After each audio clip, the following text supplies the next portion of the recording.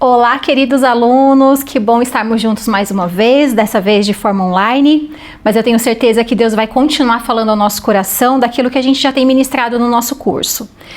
Lembrando que a gente sempre vai seguir a mesma linha, o mesmo pensamento, o mesmo raciocínio, a gente está falando sobre a palavra de Deus, tudo aquilo que a gente tem aprendido, tudo aquilo que a gente tem ministrado, lembre-se que é necessário nascer de novo para ter a revelação espiritual daquilo que nós estamos falando, ensinando e aprendendo junto também, porque eu estou aprendendo muito novamente ministrando esse curso. E se é o Espírito Santo que está falando conosco, então, se eu sou nascida de novo, eu vou ter essa revelação no meu espírito. Então, na primeira aula, nós falamos sobre o novo nascimento, depois nós falamos sobre Deus, né? Quem é o nosso Senhor, quem é Deus na Bíblia, os termos que nós utilizamos. E na última aula, nós paramos exatamente falando sobre o Espírito Santo. Então, lembrando que nós teremos 3 módulos especiais. O primeiro, a doutrina de Deus, que nós falaremos sobre Deus Pai, e aí a gente vai explicar melhor como que é a Trindade, lembrando que nós estamos falando de um único Deus e não de 3 deuses, então nós estamos falando do Deus Trino, que é Pai, Filho e Espírito Santo. Então nós já falamos um pouco de Deus Pai, nós começamos na semana passada falando sobre o Espírito Santo, nós vamos continuar falando sobre ele e vamos encerrar hoje falando sobre Jesus. Então, lembrando, né, que na aula passada nós falamos esse texto de João 14:16, João 14, versículo 16 a 18 e também o versículo 26. Eu rogarei ao Pai e ele vos dará outro consolador para que fique convosco para sempre. O Espírito de verdade, o que o mundo não pode receber, porque não o vê nem o conhece. Mas vós o conheceis, porque habita convosco e estará em vós. Não vos deixarei órfãos, voltarei para vós, mas aquele Consolador, o Espírito Santo, que o Pai enviará em meu nome, esse vos ensinará todas as coisas e vos fará lembrar de tudo quanto vos tenho dito. Quem é o Espírito Santo? O Espírito Santo é a presença de Deus quando manifesta e experimentada pelo homem, né? Então, quando a presença de Deus vem sobre nós, quando ela é perceptível, nós estamos falando do Espírito Santo. O Espírito Santo também é o ajudador. Ele é aquele que foi nos dado por Jesus, como uma promessa de Jesus para nós, para nos ajudar, para nos auxiliar em todas as coisas, né? Vamos ver também o texto de 1 Coríntios 2, 11 e 12. Porque qual dos homens sabe as coisas do homem, senão o espírito do homem que nele está? Assim também ninguém sabe as coisas de Deus, senão o Espírito de Deus. Mas nós não recebemos o Espírito do mundo, mas o Espírito que provém de Deus, para que pudéssemos conhecer o que nos é dado gratuitamente por Deus. Então, o Espírito Santo é aquele que age em nosso espírito. É através do Espírito Santo em nosso espírito que temos comunhão com Deus e pelo qual temos revelação da palavra e vontade do Senhor. Sem o Espírito Santo eu não consigo conhecer a vontade de Deus, eu não consigo ter revelação das coisas do alto. Então é o Espírito Santo falando ao meu espírito. E qual é a missão do Espírito Santo? Então, como eu acabei de falar, o Espírito Santo tem a missão de nos ajudar. A palavra ajudador também pode ser traduzida como consolador e advogado. Então, o termo grego usado no Novo Testamento, nesse sentido, é parakletos. E seu sentido refere-se a alguém que fica ou é chamado para ficar ao nosso lado. Então, o Espírito nos foi dado para permanecer ao nosso lado constantemente. Isso não é maravilhoso, irmãos? A gente saber que o Espírito Santo nos foi dado nesse sentido de paracletos, de alguém que permanece ao nosso lado constantemente para nos auxiliar e nos ajudar. Olha só o que o salmista fala, tanto no Salmo 54:4, e vamos também ver Salmos 30:10, né? No primeiro, eis que Deus é o meu ajudador, o Senhor está com aqueles que sustêm a minha alma. E o outro texto diz, ouve, Senhor, e tem piedade de mim, Senhor, sê o meu auxílio. O Espírito Santo faz esse papel nas nossas vidas. Agora, uma coisa muito importante, irmãos, apesar do Espírito Santo ser o nosso ajudador, as nossas ações são unipessoais. Então o Espírito Santo, ele faz essa obra. A primeira obra que ele fez na nossa vida foi a obra de arrependimento, nos convencendo do pecado e do juízo. Eu e você ouvimos a voz do Espírito Santo, atendemos o seu convite para o arrependimento. Nós passamos pelo novo nascimento. E ele vai continuar, nós vamos ver aqui mais para frente, que ele vai continuar realizando esta obra nas nossas vidas. Mas as minhas ações são minhas ações. Eu tomo a decisão, sou eu que vou decidir se eu vou fazer ou não a vontade de Deus. Então o Espírito Santo nos é dado para nos ajudar, para nos auxiliar, para nos consolar, mas eu sempre preciso me lembrar disso. Eu tomo decisões. E aí, as minhas decisões estão sendo guiadas por mim mesma, pela minha própria vontade, ou elas estão sendo guiadas, direcionadas, eu estou permitindo que o Espírito Santo me guie na tomada de decisões, né? Então, nós vamos ver aqui algumas atribuições concernentes, são inerentes ao Espírito Santo. Então, a primeira atribuição que nós vamos ver aqui do Espírito Santo é de convencer as pessoas do pecado e do juízo. Então, o próprio Jesus disse que a primeira função do Espírito Santo seria convencer o homem acerca da necessidade de salvação, não só da necessidade de salvação, mas das provisões de Deus para nós, né? De tudo aquilo que Deus tem para as nossas vidas. Então, por mais que o ser humano se esforce, não há como buscar a Deus sem a intervenção do Espírito. Olha o que fala Romanos 3,11. Não há ninguém que entenda, não há ninguém que busque a Deus. Esse texto é muito forte, porque ele diz que eu e você não somos capazes de buscar a Deus por nós mesmos. Precisa da intervenção do Espírito Santo. Se ele não tocar no meu coração, se ele não tocar na minha vida, eu não vou conseguir buscar ao Senhor. Então, esse é o primeiro papel do Espírito Santo, nos convencer do pecado, do juízo, mostrar para nós que existe essa porta do arrependimento para que nós possamos receber Jesus nas nossas vidas, né? Então, lembrando, né, que por causa do pecado original, nós fomos afastados de Deus. O nosso espírito, que antes era um espírito totalmente voltado para Deus, se torna um espírito morto, um espírito separado do Senhor nosso Deus. E o Espírito Santo é quem faz essa ponte de volta, para nos trazer de volta ao Senhor. Então, quando a gente nasce de novo, o nosso espírito é vivificado, o nosso espírito vive novamente, e é o Espírito Santo quem está fazendo esta obra em nossas vidas, né?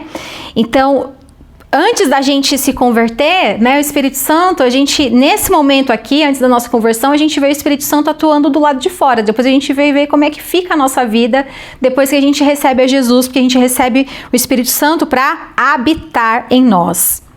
Vamos ver também 1 Coríntios 2,14. Ora, o homem natural não compreende as coisas do Espírito de Deus, porque lhe parecem loucura e não pode entendê-las, porque elas se discernem espiritualmente. Então, lembrando novamente, enquanto eu não tenho o meu espírito nascido de novo, como que eu vou entender as coisas de Deus, se as coisas de Deus só são discernidas de forma espiritual? Então, se não houver primeiro esse agir do Espírito Santo nas nossas vidas, eu e você não somos capazes de compreender as coisas de Deus. Segunda atribuição que é do Espírito Santo, de ser um selo. Você já ouviu essa expressão? Que ele nos sela, nós temos o selo do Espírito nas nossas vidas? Vamos ver aqui o texto de Efésios 1,13. Em quem também vós estáis, depois que ouvistes a palavra da verdade, o evangelho da vossa salvação, e tendo nele também crido, fostes selados com o Espírito Santo da promessa. É muito interessante a função de um selo numa carta, mas também nós vamos ver ao longo da história do mundo mesmo, história da humanidade, nós temos diversos selos. Então, o selo traz a identificação, por exemplo, de um reinado, de um rei. Os reis selavam cartas, quando saíam decretos, eles colocavam o selo deles. Então, o selo diz qual é a origem, a quem pertence. Então, o Espírito Santo agora tem essa função na minha vida de ser um selo, ou seja, de deixar claro a quem eu pertenço. Por isso que nós dizemos que até a nossa conversão ele estava atuando do lado de fora, mas agora ele atua do lado de dentro, de quem é nascido de novo. Então eu me torno, além dele ser um selo, além de eu estar marcada por ele, essa identificação a quem eu pertenço agora, para onde eu vou, de onde eu vim e para onde eu vou, que isso é muito precioso no reino de Deus. A Bíblia também fala que agora eu sou morada de Deus, eu sou lugar da habitação de Deus, então o Espírito Santo agora habita em mim.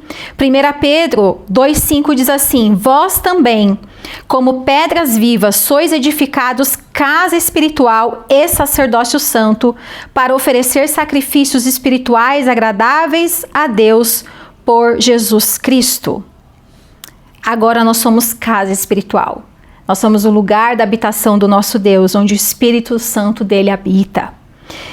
Terceira atribuição concernente ao Espírito é de ajudar o cristão no seu crescimento espiritual. Vamos ver o texto aqui de Efésios 4,13. Até que todos cheguemos à unidade da fé e ao conhecimento do Filho de Deus, a homem perfeito, à medida da estatura completa de Cristo. Então esse texto está dizendo aqui para nós que ainda nós não chegamos lá, mas nós vamos chegar. A obra dele ainda não foi completa nas nossas vidas, mas ela será completa. Então, até o dia de Cristo Jesus, até o dia que ele vier nos buscar, ou até o dia que os nossos olhos se fecharem nessa terra por conta da nossa morte física, seja qual dessas duas vias, nesse dia a obra do Senhor será completa nas nossas vidas, mas até lá nós precisamos da ajuda do Espírito Santo no nosso crescimento espiritual. Então, se o Espírito Santo não estiver em mim fazendo esta obra constantemente, como que eu vou ser uma pessoa que agrada a Deus? Como eu vou obedecer à palavra de Deus? Eu preciso dele para isso.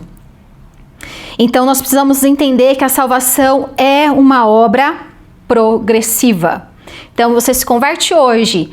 Tudo, será que eu consigo mudar tudo na minha vida hoje? Será que eu já vou conseguir fazer todas as coisas agradando a Deus completamente? Calma, nós vamos conseguir. Dia após dia, o Espírito Santo vai nos conduzir nesse caminho de transformação, de mudança, dia após dia. É desejo de Deus que eu e você sejamos como Jesus Cristo, como seu Filho. Mas como que eu e você vamos nos parecer com Jesus por nós mesmos? Com a nossa própria força, com o nosso próprio esforço? Isso não é possível. Só o Espírito Santo pode nos ajudar nesse caminho. Vamos ver a segunda carta aos Tessalonicenses 1,12. Para que o nome de nosso Senhor Jesus Cristo seja em vós glorificado e vós nele, segundo a graça de nosso Deus e do Senhor Jesus Cristo. O Espírito Santo vai nos ajudar a termos uma vida que glorifique a Deus, que glorifique a Jesus todos os dias até que ele venha. Quarta atribuição do Espírito Santo, interceder. Olha só Romanos 8,26. E da mesma maneira também o Espírito ajuda as nossas fraquezas, porque não sabemos o que havemos de pedir como convém, mas o mesmo Espírito intercede por nós com gemidos inexprimíveis. Eu e você não sabemos orar sem o Espírito Santo. Só ele sabe o que precisamos, só ele sabe a oração certa, como orar corretamente. Então o Espírito intercede por nós. Quantas vezes eu e você estivemos um tempo sozinho com Deus, e a gente sabia que tinha algo para ser falado diante de Deus, algo para ser tratado nas nossas vidas. E às vezes vem um sentimento, um choro, algo que a gente não controla. Pode ter certeza que é o Espírito Santo agindo em nós, intercedendo por nós, nos ajudando a entender exatamente aquilo que precisamos pedir ao Pai. Que ministério precioso do Espírito Santo de ser o nosso intercessor. Agora, para que o Espírito Santo tenha total liberdade, total acesso e ele faça essa obra completa nas nossas vidas, serão necessárias algumas atitudes que o Espírito Santo espera de nós. É muito lindo saber que ele é o nosso ajudador, que ele é o nosso consolador, mas eu e você também precisamos tomar algumas atitudes para que o Espírito Santo venha fazer esta obra de forma plena e com total liberdade em nossas vidas. Primeira atitude que ele espera de nós é orar pedindo ajuda a ele. Olha só João 14,26, o próprio Jesus nos ensinando. Mas aquele Consolador, o Espírito Santo, que o Pai enviará em meu nome, esse vos ensinará todas as coisas e vos fará lembrar de tudo quanto vos tenho dito. E olha só 1 Coríntios 2, 11 e 12. Porque Qual dos homens sabe as coisas do homem, senão o espírito do homem que nele está? Assim também ninguém sabe as coisas de Deus, senão o Espírito de Deus. Mas nós não recebemos o Espírito do mundo, mas o Espírito que provém de Deus, para que pudéssemos conhecer o que nos é dado gratuitamente por Deus. Então, se Deus sabe, se o Espírito Santo é que sabe o que eu preciso, o que eu necessito, então eu preciso pedir ajuda a Ele. Eu preciso buscar a presença dEle, eu preciso buscar em oração. Espírito Santo, me ajuda. Então, orar pedindo ajuda ao Espírito Santo, você acha que Ele vai negar isso? Claro que não. Se eu me colocar diante dEle dizendo, eu preciso do Senhor, a tua palavra diz que o Senhor é o Consolador, o Senhor é aquele que foi enviado para me ajudar, para me guiar. Então, eu conto com a sua ajuda, eu conto com a sua presença na minha vida para me guiar nesse caminho. Segunda atitude que Ele espera é que eu me submeta completamente às Escrituras. Nós vamos ver daqui um pouquinho, quando a gente falar sobre Jesus, que nada pode acontecer sem a palavra dEle. E eu preciso estar completamente submissa à sua palavra. Então, se eu não me submeto completamente às Escrituras, aos ensinamentos dEle, eu não vou ter a ação do Espírito Santo na minha vida. Olha só, 2 Timóteo 3, 16 e 17. Toda a Escritura é divinamente inspirada e proveitosa para ensinar, para repreender, para corrigir, para instruir em justiça, para que o homem de Deus seja perfeito e perfeitamente instruído para toda boa obra. Por que eu preciso então me submeter às Escrituras? Porque olha só, é na palavra de Deus que eu recebo ensino, repreensão, correção e instrução. Para quê? Para que eu, enquanto homem ou mulher de Deus, seja perfeito, não somente perfeito no sentido, puxa vida, eu estou fazendo a vontade de Deus, mas também para que eu seja perfeitamente instruída, perfeitamente preparada para a obra que Ele confiou a mim. Mas eu preciso me submeter às Escrituras para que isso aconteça. Aí o Espírito Santo vem e traz essa capacitação sobre a minha vida. Terceira atitude, crer que Deus deseja que entendamos as Escrituras. Olha que interessante, muitos cristãos realmente acreditam que não precisam conhecer tanto assim a Bíblia. Eu sei quem é Jesus, eu creio nele, eu acho que eu não preciso ser um grande estudioso da palavra. Calma lá. A Bíblia foi escrita para todos, porque ela é o nosso manual de vida. É através da palavra que nós conhecemos ao Senhor. É claro que a gente não consegue ter uma compreensão de uma vez só. Ninguém vai conhecer a Bíblia toda de uma vez só.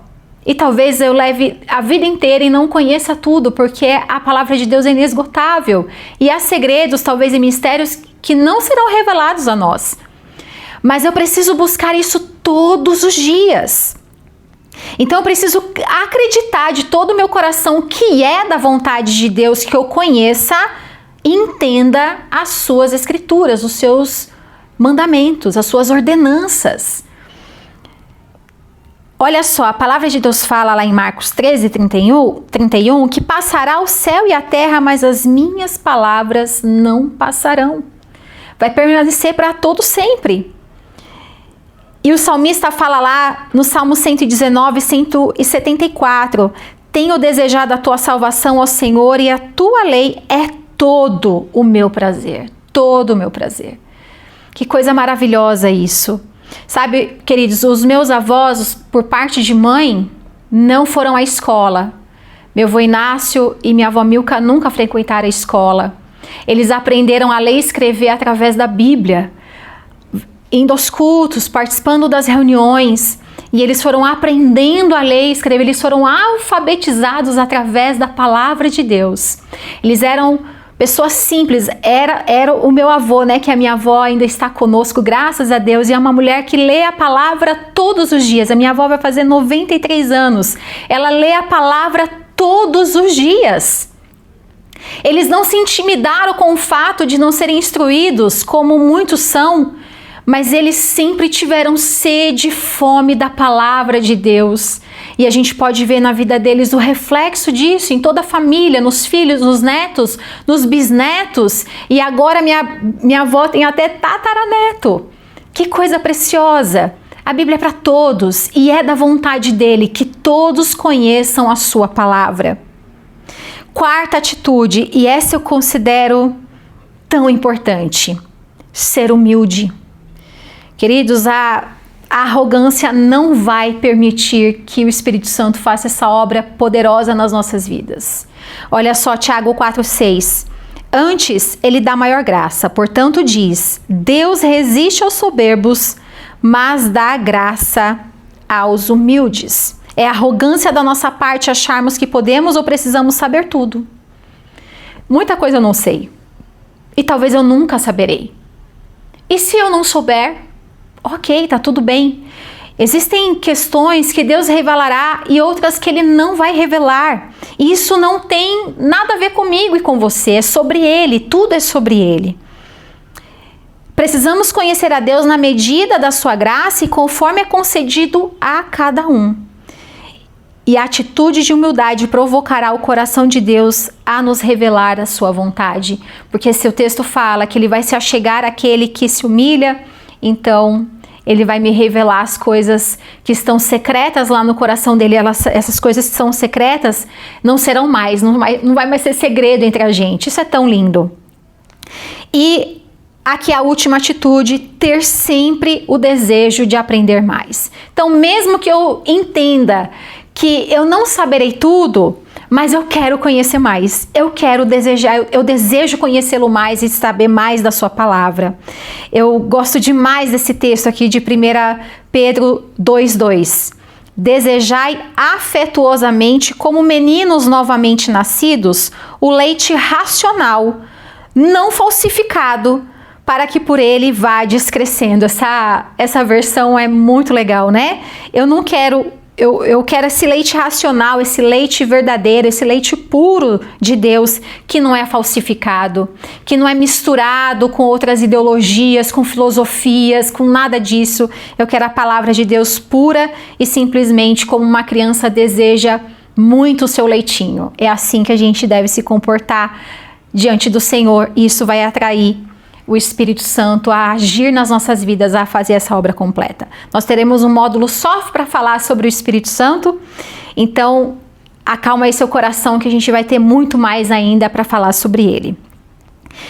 E para a gente fechar essa aula de hoje, a gente vai falar então sobre Cristo. Nós falamos sobre Deus Pai, nós falamos sobre o Espírito Santo e agora nós vamos falar sobre Jesus.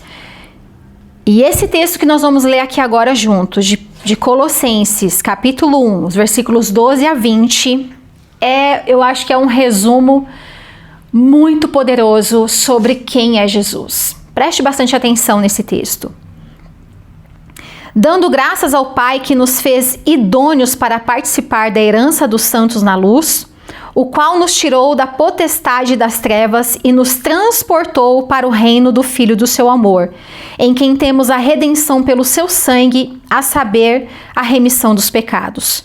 O qual é a imagem do Deus invisível, o primogênito de toda a criação, porque nele foram criadas todas as coisas que há nos céus e na terra, visíveis e invisíveis, sejam tronos, sejam dominações, sejam principados, sejam potestades. Tudo foi criado por ele e para ele. E ele é antes de todas as coisas e todas as coisas subsistem por ele. E ele é a cabeça do corpo, da igreja. É o princípio e o primogênito dentre os mortos, para que em tudo tenha a preeminência. Porque foi do agrado do Pai que toda a plenitude nele habitasse. E que, havendo por ele feito a paz pelo sangue da sua cruz, por meio dele reconciliasse consigo mesmo todas as coisas, tanto as que estão na terra como as que estão nos céus. Que texto é esse? Que texto é esse, né, irmãos? Que poder, que glória que foi dada a Jesus. E nós vamos entender um pouquinho mais agora por que toda essa glória é dada a Jesus. Daria para pegar esse texto e fazer uma aula só sobre ele, mas vamos seguir adiante que a gente tem muita coisa boa para falar.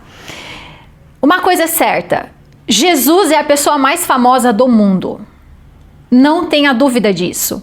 A datação de calendário que eu e você utilizamos hoje divide a história, a era, em duas épocas, antes e depois de Cristo. O mundo inteiro acompanha esse tipo de calendário. O feriado talvez mais famoso no mundo, é claro que existem alguns países que não são cristãos, não têm uma origem cristã, mas mesmo eles acabam adotando o feriado, que é o Natal. O Natal é a comemoração do aniversário de Jesus, né? O nascimento dele. Então, nós temos muitos elementos da própria história humana que giram em torno do advento de Cristo. Então, sem dúvida nenhuma, não há ninguém mais popular, mais conhecido do que Jesus no mundo. Mas eu tenho uma pergunta para mim e para você nessa noite. O que será que eu e você responderíamos? Se Jesus fizesse a pergunta que ele fez aos seus discípulos lá há mais de 2000 anos atrás. Vamos ver aqui, Mateus 16, 13 a 17. E chegando Jesus às partes de Cesareia de Filipe, interrogou os seus discípulos dizendo: quem dizem os homens ser o filho do homem? E eles disseram: uns dizem João o Batista, outros Elias, e outros Jeremias, ou um dos profetas. Disse-lhes ele, Jesus perguntando: e vós, quem dizes que eu sou? E Simão Pedro respondendo disse: tu és o Cristo, o Filho do Deus vivo. E Jesus respondendo disse-lhe: bem-aventurado és tu, Simão Barjonas, porque tu não revelou a carne e o sangue, mas meu Pai que está nos céus. Ele é o Cristo, o Filho do Deus vivo. Vamos entender quem é o Cristo e quem é o Filho do Deus vivo, né? E conforme a gente for falando aqui de alguns atributos de Jesus, de coisas que são inerentes a Cristo, a gente começa a entender por que pessoas no mundo inteiro deixam as suas próprias vidas para segui-lo. Por que eu e você deixamos tudo para segui-lo? Por que Jesus faz isso? Ele leva pessoas, ele conduz pessoas a deixarem de amar a sua própria vida, de viver exclusivamente para si mesmo e agora viver exclusivamente para a sua glória, para o louvor da sua glória. De fato, irmãos, quando nós começamos a conhecer Jesus, quem ele é, o único desejo do nosso coração é segui-lo, não dá vontade de fazer mais nada. Eu não consigo imaginar a minha vida sem seguir a Cristo, eu não consigo desvincular quem eu sou de Cristo. Então nós vamos, conforme a gente, lembrando também, né, irmãos, vamos lá, a gente vai ter um módulo só sobre isso, chamado Cristologia, a doutrina de Cristo. Quando a gente chegar nesse módulo, irmãos, vai ser um sufoco a gente conseguir dar essa aula, porque falar de Jesus move o Espírito Santo na nossa vida de uma maneira muito intensa. O próprio Deus vem e abraça a gente, porque nós estamos falando da obra mais preciosa do nosso Deus entregue a nós. Então, falar dele vai trazendo uma ânsia de falar cada vez mais dele. Eu preciso ser bem concisa hoje aqui na nossa aula online. Então, conforme a gente vai passando, e aí lembrando, como a gente vai ter um módulo só sobre isso, nós não vamos falar sobre todos os nomes, atributos, a gente vai passar pelos principais hoje, só para a gente começar a esquentar os motores para o que vai vir nos próximos dias, nos próximos meses, tá bom? Ele é chamado de Filho de Deus. Bom, se a expressão Filho do Homem quer dizer aquele que é nascido de homem, então a expressão Filho de Deus significa aquele que é nascido de Deus. Assim, Jesus é completamente diferente de todos os demais seres humanos que vieram de um pai natural, porque Jesus se originou diretamente de Deus. Ele nasceu de mulher. A gente vai ver que ele também é chamado de Filho do Homem daqui a pouquinho. Mas primeiro nós precisamos entender que a origem dele, ele se originou em Deus. Se a origem dele é Deus, ele é o próprio Deus. João capítulo 1, versículo 1 diz: no princípio era o verbo, e o verbo estava com Deus, e o verbo era Deus. Então Jesus é Deus, ele é Filho de Deus, ele tem essa nomenclatura, porque ele é de Deus, ele vem de Deus e ele é o próprio Deus. E é interessante, irmãos, que Jesus, a gente vai ver nas Escrituras, no Novo Testamento, que Jesus sempre teve consciência de quem ele era. Jesus nunca teve crise de identidade. Ele sabia exatamente que ele era o Filho de Deus e que Deus é o seu Pai. Então isso nunca foi um problema para Jesus. E como que a gente sabe disso? Lucas 2,49 fala assim: e ele lhes disse, Jesus falando, por que é que me procuráveis? Não sabeis que me convém tratar dos negócios de meu Pai? Esse texto aqui a gente está falando de Jesus com 12 anos de idade, ele estava numa sinagoga. Era festa entre os judeus, e aí eles estavam fora de casa, fora da cidade onde eles moravam, e Jesus, naquela caravana, ele se desloca da caravana. Então ele se desloca dos seus pais, talvez de vizinhos, outros parentes que estavam ali juntos.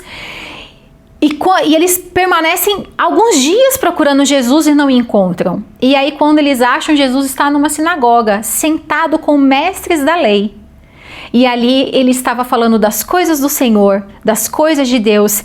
E ali é a primeira vez que nós vamos ver Jesus chamando Deus de Pai. Não no sentido como a gente viu na outra aula do Pai, de Criador de todas as coisas, mas o Pai de Pai. Né? E ali ele já estava falando, eu vim tratar das coisas do meu Pai, eu vim tratar das coisas da casa do meu Pai. Jesus com 12 anos já tinha essa conversa, porque ele sempre soube quem ele era e por que ele estava aqui na terra. Ninguém ainda tinha ousado chamar Deus de Pai até aquele momento. Né? Jesus, ele quebrou um paradigma, talvez trouxe muita confusão para aquelas pessoas que estavam ali, mas esse texto também fala que os mestres da lei estavam admirados do seu ensinamento, do seu conhecimento. Como é que pode um menino de 12 anos saber tanto, né? Puxa vida, eles estavam diante do próprio Deus e não sabiam. E João 10,30, Jesus fala assim, eu e o Pai somos um. E é importante a gente entender aqui que Jesus não está falando assim, eu e o Pai somos um, no sentido de unidade, mas de fato de ser um, de ser Deus. Jesus Cristo é único. A gente vai ver que ele é único porque ele é homem e ele é Deus. Uma outra expressão utilizada para chamar Jesus é verbo. A gente acabou de ler aqui o texto de João 1:1 e ele é o verbo. Agora é interessante para a gente talvez ter uma compreensão um pouco melhor quando a gente chama Jesus de o verbo. Na aula anterior nós falamos sobre o nome impronunciável de Deus e que Yahvé precisou ser substituído pela palavra Adonai, Senhor, para que os rabinos conseguissem traduzir de uma melhor forma sem falar o nome de Deus em vão.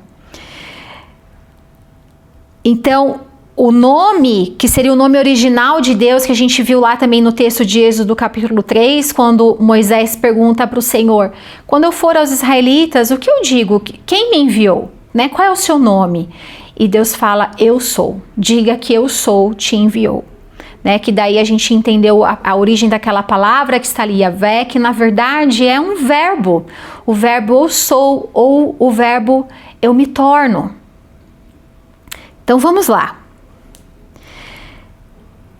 Uma palavra foi utilizada para descrever quem é Deus, não no sentido de um nome, mas de quem ele é. Palavra.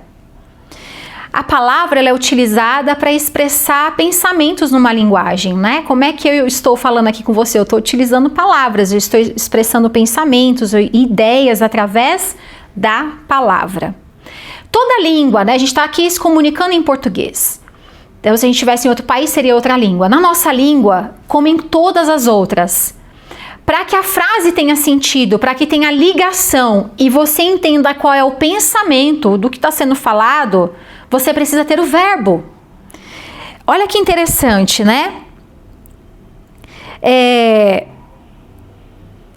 Deixa eu ver se eu acho aqui, que eu marquei exatamente isso. O verbo é da classe gramatical com a qual se faz a ligação da mensagem. Sem o verbo, não há ligação nas frases. Se não há ligação nas frases, não há comunicação. Agora, a nossa linguagem aqui está sendo português. Estou usando essas palavras para comunicar para você e eu estou utilizando muitos verbos. Sem os verbos não teria sentido nenhum o que eu estou falando. Qual é a linguagem de Deus para se comunicar a nós? é a sua palavra. Deus não se comunica de outra forma. Essa é a linguagem dele. Deus fala através da sua palavra. Só que para que essa palavra seja comunicada, para que ela se ligue a nós, você precisa de quem? Do Verbo. E o Verbo é Cristo. Sem Cristo não há ligação com Deus, não há entendimento dessa comunicação. Isso é tão poderoso, tão precioso, né? Olha só, João 1,14. E o Verbo se fez carne e habitou entre nós, e vimos a sua glória, como a glória do unigênito do Pai, cheio de graça e de verdade. O Verbo se fez carne e habitou entre nós. Então, sem essa ligação, como que nós teríamos comunicação com Deus? Ele não poderia se comunicar a nós e nós não poderíamos nos comunicar a Ele. Seria terrível. Como eu dou graças ao Verbo, que é Jesus, que faz essa ligação entre que eu consigo me comunicar com o Pai. Ele faz essa ligação. E João 14,6 fala: disse-lhe Jesus, eu sou o caminho, a verdade e a vida, ninguém vem ao Pai senão por mim. É o Verbo, é o caminho, é a única forma de eu me comunicar com Deus. E também o Verbo, porque ele é a palavra que fez tudo existir, né? Eu tenho uma sugestão para você, leia o primeiro capítulo de Gênesis, que é o primeiro capítulo da Bíblia. Nós vamos ver que tudo ele disse, haja, haja, e houve, né? Então, quando ele disse, então ao som do verbo, ao som da palavra, ao som daquela ordem de Jesus que estava desde o princípio, houve luz, houve dia e noite, houve separação das águas, houve os corpos celestes, toda a natureza e o homem, tudo veio a existir. Tudo veio a existir por conta do verbo, da palavra. É aquilo que ele diz. Outra expressão usada para chamar Jesus é de Senhor, né? A gente já viu também na aula anterior que a palavra Adonai, Senhor, ela foi usada em substituição ao nome impronunciável de Deus. E o termo grego para a palavra Senhor é Kurios. E tanto Deus como Jesus são identificados como Senhor, como Kurios na Bíblia. E a palavra preserva o sentido de Adonai, que é o sentido original, que expressa a soberania de Deus, posição suprema do Criador. Por isso que os cristãos primitivos, eles não se curvavam a César. Então, quando Jesus ele é assunto aos céus e a igreja vai crescendo, ela vai expandindo, ela cresceu debaixo de muita perseguição. E os Césares, eles tinham essa ideia de que eles eram senhores como Deus, eles queriam ser tratados como divindade. E os cristãos se recusavam a isso. E muitos crentes primitivos foram mortos por causa disso. Então, aquele que pertence a Jesus entende que ele é Senhor e não se dobra a mais ninguém. Então, eu não me curvo diante das ideologias deste mundo, ao Deus deste mundo, as coisas que este mundo tem colocado, eu não me curvo a isso, porque eu tenho um Senhor sobre a minha vida. Jesus também deixou claro o senhorio de Deus, né? Lá em Lucas capítulo 4, quando ele está sendo tentado, quando ele passa os 40 dias de jejum no deserto e ele é tentado por Satanás. Olha o que ele fala. E Jesus respondendo disse-lhe, vai-te para trás de mim, Satanás, porque está escrito, adorarás o Senhor teu Deus e só a ele servirás. Satanás tinha acabado de fazer uma proposta para Jesus, se você se curvar diante de mim, todos esses reinos serão teus. E ele fala, é tão simples, Satanás bobinho. Adorarás o Senhor teu Deus e só a ele servirás. Agora, durante a sua vida terrena, Jesus também demonstrou o senhorio absoluto sobre todas as coisas. Ele dominou a natureza ao acalmar o mar, o vento e a tempestade, ele multiplicou os pães e peixes, ele curou pessoas de diversas enfermidades, ele ressuscitou os mortos, ele expulsou demônios subjugando Satanás e, sobretudo, e eu acho que o mais importante, ele ressuscitou dos mortos ao terceiro dia. O senhorio sempre pertenceu a Jesus, sempre foi dele, porque ele é Deus. Mas, queridos, a gente precisa entender que quando Jesus completa a sua missão nessa terra, quando ele cumpre com a missão dele, de vir salvar a humanidade, Nós precisamos saber o que acontece com o senhorio de Jesus. Ele é elevado à mais alta posição, acima de tudo, acima de todos.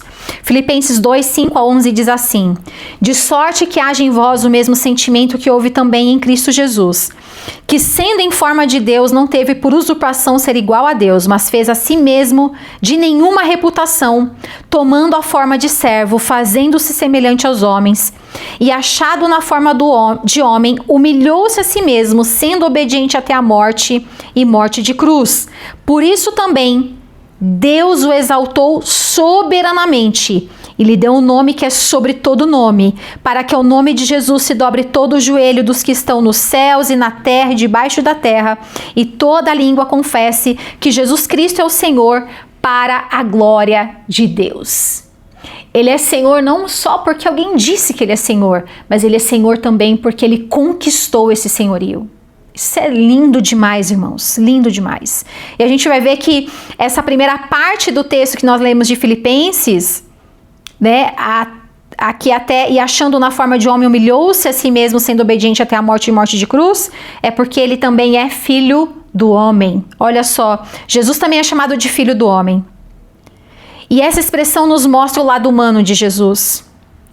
Ele não deixou de ser Deus enquanto homem, mesmo assim não usou seus atributos divinos em sua vida terrena. Porque o próprio texto de Filipenses nos fala que ele se esvaziou, ele abriu mão para cumprir o propósito dele aqui na terra. Ele precisou abrir mão, ele teve que viver como homem. Isso é muito importante para nós entendermos. Então, os versículos 6 e 7 desse texto que nós lemos, que sendo em forma de Deus, não teve por usurpação ser igual a Deus, apesar de ser Deus, mas fez a si mesmo de nenhuma reputação, tomando a forma de servo, fazendo-se semelhante aos homens. E que outro jeito teria para validar o sacrifício dele? Não teria outro jeito para validar o sacrifício. Ele precisou ser como um de nós. Com um detalhe muito importante. Ele passou por todas as provações e tentações como ser humano, mas ele foi completamente aprovado, sem defeito, sem pecado. Que obra preciosa que Jesus fez por nós. De viver como eu, sem pecado, sem defeito, realmente sem mancha, imaculado. Tudo que Jesus realizou na terra, todos os seus milagres e feitos maravilhosos foram mediante o poder do Espírito Santo. Ora, se ele abriu mão, se ele esvaziou dele mesmo, então ele só podia agir pelo poder do Espírito Santo. Que coisa linda! Olha só, João 14, 12. Na verdade, vos digo que aquele que crê em mim também fará as obras que eu faço e as fará maiores do que estas, porque eu vou para meu Pai. O que Jesus está falando aqui? Olha, vocês também vão fazer essas obras que eu estou fazendo. Porque o que Jesus estava fazendo ali, ele disse assim, é o Espírito quem dá, é o Espírito Santo quem faz. O mesmo Espírito que está atuando em mim hoje, aqui agora, para vocês verem todos esses milagres, é o mesmo Espírito que será derramado, será dado a vocês, para que vocês façam coisas ainda maiores. Porque a obra que Jesus veio fazer aqui na terra não foi de demonstração de poder. Jesus não veio demonstrar o poder dele. Jesus veio entregar a sua vida. Ele veio entregar tudo a nós. Olha só que fala Hebreus 4, 14 e 16. Porque não temos um sumo sacerdote que não possa compadecer-se das nossas fraquezas, porém um que, como nós, em tudo foi tentado, mas sem pecado. Cheguemos, pois, com confiança ao trono da graça, para que possamos alcançar misericórdia e achar graça, a fim de sermos ajudados em tempo oportuno. Então, Jesus viveu como homem a nossa vida. E olha que interessante, ele sabe tudo sobre a nossa condição, não apenas como Deus onisciente, mas porque ele se tornou um de nós. Não só como Deus onisciente, mas porque ele se tornou um de nós. Ele sabe exatamente como é, como dói, como sente. Como eu preciso permanecer na presença de Jesus para aprender dele todos os dias. Porque ele passou por todas essas coisas e ele me ensina também a passar por todas essas coisas com ele. Outra expressão que nós usamos, nós chamamos ele de Cristo. E o nome Cristo é grego e deriva da palavra hebraica Messias, que significa ungido. Então, Cristo significa ungido. E a unção na Bíblia, ela tem o sentido de uma capacitação divina para a realização de um ministério específico e determinado por Deus. E a gente vai ver desde o Antigo Testamento, Deus prometendo que enviaria o seu ungido para vencer a morte e libertar o homem da escravidão do pecado. Nós vamos ver essa promessa pela primeira vez em Gênesis 3,15. Assim que existe a queda do homem, olha só, e porém inimizade entre ti e a mulher, e entre a tua semente e a sua semente, esta te ferirá a cabeça, e tu lhe ferirás o calcanhar. Então Deus já estava falando assim, eu tinha um plano, eu sempre tive um plano. Nós falamos isso na aula passada, lembra? Deus já tinha um plano de salvação para nós. O Messias também é apresentado como aquele que sofrerá todas as coisas, mas que vencerá e triunfará. Leia depois você Isaías 53, de 3 a 11. Essa é uma das profecias mais lindas acerca de Cristo, porque fala exatamente isso que nós acabamos de falar sobre o Filho do Homem. Ele veio como homem, ele sofreu todas as coisas. O texto fala que ele foi moído por causa das nossas transgressões, que nele não havia beleza, não havia formosura, ou seja, ele era um homem de dores, mas que ele iria desfrutar do fruto do seu trabalho, ou seja, aquilo do qual ele entregou, ele ia receber em milhares e milhões de pessoas salvas, de pessoas entregues a ele. Esse texto de Isaías é tão poderoso. O Cristo é o Messias que vem para implantar o reino de Deus na terra. Olha só o texto de 1 Coríntios 15, 23 a 25. Mas cada um por sua ordem. Cristo as primícias, depois os que são de Cristo na sua vinda. Depois virá o fim, quando tiver entregado o reino a Deus, ao Pai, e quando houver aniquilado todo império e toda potestade e força, porque convém que reine até que haja posto a todos os inimigos debaixo de seus pés. Ele vem para implantar o reino de Deus. O Cristo ungido do Senhor, ele vem para implantar o reino dos céus. Não é um reino terreno, não é um reino de política, não é um reino de ideias, mas é um reino que é eterno. E por último, a expressão, por último não, irmãos, penúltimo, e eu já vou acabar.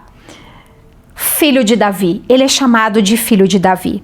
A monarquia é um sistema de governo hereditário no qual o sucessor é sempre um descendente direto do rei, e somente os descendentes têm direito legal de governar. Davi foi o melhor rei de Israel. Porque ele foi o bom? Não. Porque ele foi chamado de homem segundo o coração de Deus. Davi tinha na sua conduta um temor ao Senhor tão notável que Deus lhe prometeu um reino que seria eterno. Lá em 2º livro de Samuel 7,16 fala: porém a tua casa e o teu reino. Isso, a profecia sendo dada a Davi. Porém a tua casa e o teu reino serão firmados para sempre diante de ti. Teu trono será firme para sempre. E em tempos de aflição, o povo de Israel era consolado pela seguinte promessa, que está lá em Jeremias 23:5.